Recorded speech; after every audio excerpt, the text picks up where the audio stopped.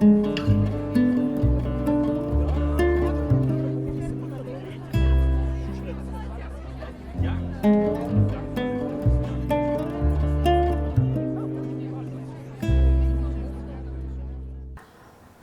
гост в рубриката ни по следите на здравната реформа е професор Борислав Китов. Той е един от основоположниците на здравната система, такава каквато я познаваме у нас днес. Участвал е в няколко народни събрания от парламентарната група на БЗНС. Това са 37-то, 38-то, 39-то и 40-то народно събрание в България. И така, професор Китов, какво заварихте, когато попаднахте в парламента за първи път? Здравейте, професор Китов. Здравейте, добър ден. Какво намерихте в здравеопазването, когато поехте този пост? Как започна всичко на практика? Вижте, нещата, госпожа Мими Виткова като министър се опита да направи една реформа, но общо взето нещата не можаха да станат и здравеопазването беше доста назад и изостанало и беше необходимо да се направи една реформа. Като имайте предвид, че в света има няколко системи. Това е системата на държавно финансиране, каквото имаше в България по-рано. Това е фондовото финансиране и системата Бисмарк и Бевърли системата, която е една смесена между фондово и държавно финансиране. Тогава се консултирахме с много специалисти от Германия, от Австрия, от Франция и се насочихме към създаване на системата Бисмарк или фондовото финансиране. Това, което е най-интересно е, че когато първоначалните разчети показваха, че за да може да тръгне системата, отведнъж е необходимо вноска да бъде поне 12%, бяха проведени от брутния вътрешен продукт, бяха проведени много разговори с Световната банка, ние бяхме в борд по това време и са решили, че е невъзможно, защото фиска на държавата или натоварването ще да е много огромно и тогава се реши да се започне с 6% и най-напред да се формират общо практикуващите лекари. Това е началото на реформата, така че ние в крайна сметка общо взето на база и на консултациите, които направихме, се спряхме на едно фондово финансиране. Това, което да кажа е много важно, за да е, че първоначално финансирането беше бойно. С годините започнаха да се навеждат на различни проценти от клинични пътеки, а финансирането на заплатите и друго финансиране имаше от Министерството. Така че по това време беше двойно финансирането, то се промени доста по-късно, мисля, че някъде 1997 година, когато тогава Министерството на здравеопазването в лицето на министър Гайдарски прехвърли всичко на Касата. Кои хора участвахте в групата, която изработи новите закони, която взе политическите решения да се премине към този здравноосигурителен модел? Основен автор беше качеството на заместник-министър Илко Семерджиев, разбира се, заедно с членовете на комисията. Решението беше взето от коалицията СДС и Народен съюз. Единодушни ли бяха всички политически сили при тези дебати, че това е посоката, или имаше примерно хора, т.е. не хора, по-скоро парламентарни групи, които смятаха, че трябва да се поемат по друг курс? Коалицията ОДС бяха единодушни. Първоначално имаше така известни финансови обструкции в лицето на финансовия министър Младен Радев. Тогава господин Иван Костов заяви твърдо, че пари ще има и това ще може да стане, така че коалицията беше единодушна. Имахте ли съмнения за това дали поемате по правилния път? Тоест, кои бяха, да кажем, най-големите рискове, от които се страхувахте, че могат да се случат с една такава голяма, огромна промяна на системата? Винаги имаше известни съмнения, но пак бих искал да повторя. Ние не направихме нещо ново, ние просто се спряхме на системата Бисмарк. И най-интересното беше, че германските ни консултанти, които бяха основни консултанти, и в Германия има доста фондове, вие знаете, те държаха да има един единствен фонд в България, защото отчитаха, че така е по-добре.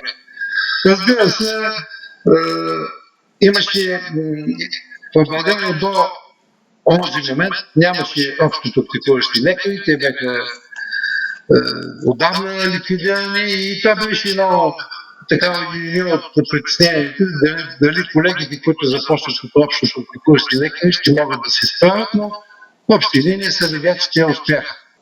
Кои бяха основните цели, които си поставихте с тази реформа? Какво искахте да се получи като крайен резултат от една страна за лекарите и от друга страна за пациентите? Вижте, винаги целта на една реформа е да бъдат максимално доволни двете страни. Говоря за пациенти, говоря и за колеги, защото 1997 година финансирането на болниците и заплащането на лекарите беше мизерно. Липсаха доста лекарства и всичко това беше една от целите да се поправи и то значително се поправи. Разбира се, нещата и в световен мащаб едва ли има страна, в която пациентите да са абсолютно доволни и лекарите абсолютно доволни от своето заплащане. Сега, вече почти 30 години по-късно, когато гледате резултатите от тези промени, смятате ли, че пътя, който сме поели, е бил правилен и извървели ли сме го по правилния начин? Мисля, че би могло да се помисли за някои корекции, които се опитвахме да направим с министър Москов, когато беше, а именно финансирането, заплатите на лекарите да не са от клинични пътеки. Или да бъдат по-скоро, за да няма огромни разлики, каквито има. Има специалности, които взимат много малко средства, има специалности, които взимат доста средства, защото има доста недофинансирани пътеки. Но, за съжаление, това не можа да го покара Петър Москов, може би не му стигна времето. Искам само да кажа, че във Франция, това е една от държавите, които по отношение на средства, които отделя за здравеопазване, е една от най-доброто здравеопазване в света. Там се използват клинични пътеки, но те са само за лечение на пациентите. Финансирането на заплащанията на лекарите има, разбира се, коефициенти на сложност и от Министерството, както има и трети стълб за инвестиции. Така че това трябва да се помисли, защото когато заплащането се формира само от пътеки, има известно възможности за, как да го кажа, за недобронамерени практики, да не бъдат друг. Говорите, предполагам, за високия ръст на доплащането, най-вече на ръка от пациентите. Аз не мисля, че се плаща на ръка от пациента. И ще ви кажа защо. Защото първо има една от възможности за плащане е избор на лекуващ лекар, на оператор. Другото е така наречените се заплащат. Голямото заплащане е за онези материали, които не се заплащат от касата. Говорим за импланти, говорим за други неща, оттам е до голямото. Едва ли на ръка се вземат много средства. Имам предвид, че не става през частни или че не става през допълнително здравно осигуряване, а става кешово. Това имах предвид. Не, кешово не става, защото за да се оперира, сложат едни импланти в неврохирургията и не само в неврохирургията, е необходимо пациентите плащат на касата на болница, а не на ръка. Сега, аз съм внасял, мисля, 2 пъти закон за доплащане, но нямаше политическа воля за това. Защото трябва да има, според мен трябва да има известно доплащане. Сега то се изчислява колко е на базата на доходите, има икономически формули, за които те се изчисляват, но аз мисля, че това ще бъде много по-добре, защото за плащаме пълно автокасто, пък за здравето ще не. реформирайки самия здравноосигурителен модел, в същото време не се прие приватизирането на болниците в страната. Защо? Тук сте абсолютно прави. И аз ще ви кажа, че това беше първото отстъпление от реформата. Защото когато беше създадена, тя даваше възможност здравните заведения да бъдат закупени от лекарите и персонала, който работи в болниците. Първата работа на правителството на Кубълготски беше да сложи продажбата на болници за забранителния списък. Това доведе до строение на частни болници. Първо това с допълнителни средства, които бяха изразходени, но и до огромния брой болници, които имаме в България. Така е. И искам обаче да кажа нещо друго, което така не се разбира много от всички български граждани. Когато Англия излезе от Европейския съюз, там се намираше Агенцията по лекарствата и тя трябваше да бъде прехвърлена в някоя друга столица, в момента в Амстердам.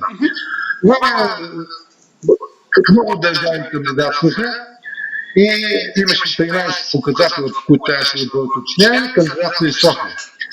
По 12 от тях ние бяхме на последно място, но на едно първо. А това беше достъп до лекар, достъп до медицинска помощ.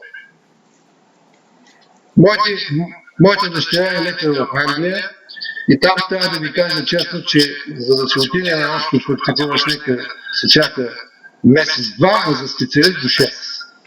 Да, но достъпът до специалист е едно, достъпът до болница е друго. Смятате ли, че това нарояване на болници, помага достъпа до специалист? Не е ли напротив? Това какво не чух? Роенето на болници, тези много... При всички положения, многото болници в България не могат да бъдат обезпечени само с добри лекари. И на много места има известен недостиг на специалисти. И съвсем правилно е политиката на Министерството от няколко години, че за разкриването на болници трябва да се гледа така наречената здравна карта и се разкриват само заведения, лечебни заведения, на които има недостиг на дадената област. Но, за съжаление, има изключения. Защо спряхте тогава приватизирането на болницата? Какъв беше мотива? Това го спрях правителството Кубълготски. Как да ви кажа, тъй не можах да разбера мотива, това било и национална сигурност и те ги служиха в забранителен списък. Сега аз имам известни подозрения, но те са само подозрения и не бих искал да спекулирам. Но това се справя, беше едно от първите неща, може да проверите, след тяхното правителство, може би към края на 2001 година. Мислите ли, че ако приватизирането на болниците не беше спряно, сега щяхме да имаме по-малко частни лечебни заведения, нови? Със сигурност, защото тези, които евентуално биха били закупени, ще да бъдат частни. Може би частни ще да бъдат също толкова, но по-малко, общо броя на болниците ще е по-малък. Смятате ли, че сега е възможно да се пристъпи към подобна крачка? Вижте, аз категорично съм убеден и ще ви дам един пример, защото в град Пловдив има 3 или 4 общински болници, няма, при положение, че е най-голямата университетска болница, най-голямата болница на Балканите в Георгия. Тук има и окръжна болница, която е държавна, просто няма нужда от толкова болница. Мислите ли, че би се намерила политическа сила, която да направи подобна реформа болнична? Вижте, нека да се опитам да ви поправя. Не е необходимо нова реформа. Необходими са известни корекции, на първо място това, което вие казахте, приемането на допълнително осигуряване. Това обаче, за да стане, трябва да спечели политическа сила или политическа коалиция с едно значително мнозинство, което да има доверието на народа. На този етап аз не мисля, че това е възможно. И не знам какво е казал господин Хинков. Между другото, той е също един от участниците, когато се правиха реформата. Той беше и заместник на директор на Касата, когато Илко Семеджи стана първият директор на Националната здравна каса. И едва ли в тази ситуация той е един човек, който добре е запознат нещата, знае, има много добри познания от движението на цялата реформа, би могло да направи нещо в тази ситуация. Професор Хинков обяви вече публично приоритетите си. Един от тях е приемането на нова здравна карта и спирането на увеличаването на броя на болници. Считате ли, че е възможно? Второто е абсолютно възможно. Сега тя нова здравна карта според мен е излишно. По-скоро би трябвало да се актуализира, защото те пак има, знаете, както се актуализираха избирателните списъци, има намаление на хората, има изтичане, просто там има актуализиране и това може спокойно да бъде направено. И там, където има насищане на здравни заведения, не бива да се разрешава ново изграждане на ново здравно лечебно заведение.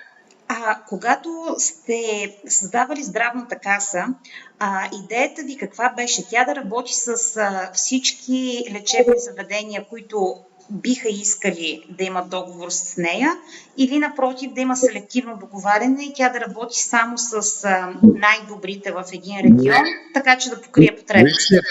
Това не може да бъде, защото Конституцията казва, че всяка една собственост и всички субекти са равни. Това не може да бъде и ние категорично считаме, че просто не това е лично моето мнение, че Касата трябва да работи с всички субекти, които отговарят на стандартите, които са създадени от Министерството. Смятате ли, че към момента има адекватни медицински стандарти и качество съответно на здравните услуги, които предоставят лечебните заведения? Аз съм участвал в изготвянето на стандарта по неврохирургия, заедно с професор Габровски, който беше главният автор. И пак ви казвам, ние сме се опитали да вземем онези най-добри европейски световни практики. Винаги има какво да се допълни, но мисля, че стандартите са добри и могат да служат за основа. Големият проблем на българското здравеопазване, позволете да ви го кажа, това не е вече липсата на апаратура. Апаратура има включително на най-високи европейски световни нива, има много добри специалисти. България може да се прави всичко, но гледането на пациентите не е на добро ниво. За да бъде гледане на пациентите добре, лекар медицински сестри коефициентът трябва да е 1:3. В много здравни заведения това е 1:1,5, 1,8. И това вече води до недобро гледане. Да не говорим, че по света има болногледачи, които имат все пак някаква говорим вместо санитарни болногледачи, тук санитарите също не са добре подготвени. И това е една от слабостите на българското здравеопазване. Но това е тежък, въпреки че се повишиха заплатите, общо честно, той не е дофинансиран този труд и това прави така не харесва на професията и много от младите момичета, които завършват здравни грижи, заминават за чужбина. Смятате ли, че бихме могли да се справим с кадровата криза, както и с някои от другите недостатъци на здравната система, които очертахте? Като примерно...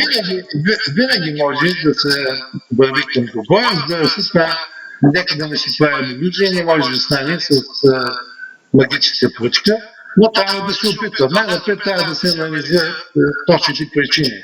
И да кажем там, където има недостиг на някои специалисти, от една страна да се върви на повишаване на техните заплати, което да не е свързано с клиничните пътеки, както ви казах в начало, че това е една от слабостите на сегашната система. И другото е да специализацията по тези специалности да бъде платена, което и една част от тези са платени и от Министерството, което е крачка напред. И да ви попитам последно, смятате ли, че има разбиране от страна на политическите партии към този ресор здравеопазване, защото така то е доста труден, знаете, и свързан с доста проблеми? Категорично мисля, че няма разбиране. И ще ви кажа защо. За да се направи една реформа, най-напред трябва да ответното управляващо мнозинство трябва да реши какво иска. Второ, да осигури финансиране и трето, да реши в какви срокове и как да го направи. Сегашните нямат изобщо такива виждания. А защо през 97-8 година това е успяло да се случи, а сега не? Вече години наред не успява. Тогава се получи точно така, както ви казвам, че трябва. Най-напред се реши, че какво трябва да се направи. След това беше осигурено финансиране от правителството и тогава вече беше започнато изграждането на системата, която се има много пъти, даже се сме спорили часове наред дали да бъде започването общо практикуващи лекари на свършена дейност или на глава от населението, но тогава нашите консултанти ни казаха, че ако бъде на свършена дейност, да се отстойностява, парите ще бъдат много повече и затова се спряхме на капиталите. Но къде е разликата? Защо тогава сте успели да намерите политическа воля и всичко да се случи, без значение правилно или не, а сега няма? Това правителство на ОДС с министър-председател Иван Костов направи най-трудните и най-важни реформи в българския преход. Но си плати цената 2001, когато дойде един популист, който им обеща на българите да ги оправи за 800 години. Ние аз оправи собствените положения. Прощавайте, че го казвам, но е така. Мислите ли, че скоро отново държавата ни ще бъде в положение, в което да се намери силно правителство, което да завърши промените в здравеопазването? Много бих искал това да го видя, но съм умерен песимист. Защото докато има определени хора начало на някои от политическите партии, те няма да се реформират. Те не се реформират, винаги ще има този паритет, който го виждате в последните 2 години. Това, което пропуснахме в нашия разговор, беше съсловието ви. Казахте, че заедно с най-важните законопроекти, които сте приели, такъв е бил и този за основаването на Българския лекарски съюз. Каква беше ролята на организацията тогава и каква е сега? Ролята на организацията е много голяма и това е може би най-силното оръжие, което е дадено в ръцете на съсловието, защото то в крайна сметка договаря и стандарти, договаря общи правила, договаря обеми и цени и фактически в крайна сметка се опитва така да направи, че да се подобри както труда, така и резултатите и заплащането на лекари. Сега, ако попитате много хора, много колеги, някои от тях ще бъдат песимисти и кажат, ама те какво правят за мен? Но истината е, че това е една саморегулираща се професия и в тази връзка ролята на Българския лекарски съюз мисля, че е голяма. Българския лекарски съюз защитава правата на лекарите. В цялата система обаче, кой защитава правата на пациентите и ако действително сега българския лекар е много по-добре платен, отколкото е бил от 97-ма и вече не е беден, дали българския пациент е удовлетворен от това, което получава като здравна грижа? Ще се опитам да ви кажа нещо, което съм преживял. В 2007 година имаше една делегация от Швеция, начало с председателката на комисията по здравеопазването на Швеция, социална дейност, те бяха смесени. И на въпроса с какво биха се похвалили, тя каза, аз съм вкарал един закон, който се прие, че не може да бъде чакан, да се чака за лекар повече от 3 месеца. Между другото, по това време бюджет на България за здравеопазване беше 1 милиард евро, а 9 милиона на Швеция беше 22 милиарда. И на въпроса от какво не са доволни, тя каза, шведите не са доволни от здравеопазването, а шведските лекари да плащат. Това е по-дълго задоволяване. Добре, но аз имам още един въпрос в това отношение. С тази кадрова криза, която се очертава у нас, дали скоро и ние няма да стигнем шведите и да чакаме по 3 месеца за специалист? Не, това при сега система е абсолютно невъзможно. Първо, има много специалисти, достъпът до тях говорим в болнична и доболнична помощ, да не говоря, че ние не можем да изтръват с най-много лечебни заведения, да не говоря, че в спешните звена, в което абсолютно заплащането е недостатъчно, всеки може да отиде по всяко време така да заобиколи доболничната помощ. Така че такава опасност няма. Все пак в болницата на базата на стандарти, които са задължителни, изискванията за спазването на тези стандарти, аз мисля, че нивото на медицинска помощ в страната е много добро. Разбира се, има и изключения като навсякъде, но гледането на пациентите е основният проблем и може би там трябва да бъдат насочени към така малко подобряване на здравните грижи в страната и на специалистите здравни грижи. Тоест, ако трябва да си направите равносметка с няколко думи, каква е тя? Имам предвид за здравната реформа, която сте предприели. Вижте, аз мисля, че тя беше сложена на една нелоша основа. Разбира се, във времето имаше и крачки назад, малки крачки напред. Не мисля, че трябва да има нова реформа, просто трябва да се направят подобрение и ако дълбокото ми убеждение е, че клиничните пътеки не бива да служат за заплащане на лекарския, на труда на здравните деятели, на работещите здравните заведения. Тогава до голяма степен нещата ще се изчистят от някакви не така добри практики. С какво трябва да се заменят клиничните пътеки? Не казвам, че трябва. Те просто трябва да бъдат само за лечението на пациентите, така както е в нас. Има предвид при заплащането. Моля? Има предвид при заплащането, с какво трябва да се заменят? Кое е заплащане? Нали казахте, че клиничните пътеки не трябва да служат за заплащане? С какво трябва да ги заменим? Как да се планира? Заплащане на лекарския и сестринския труд. Те трябва да бъдат само за лечението на... Добре, благодаря ви, професор Китов.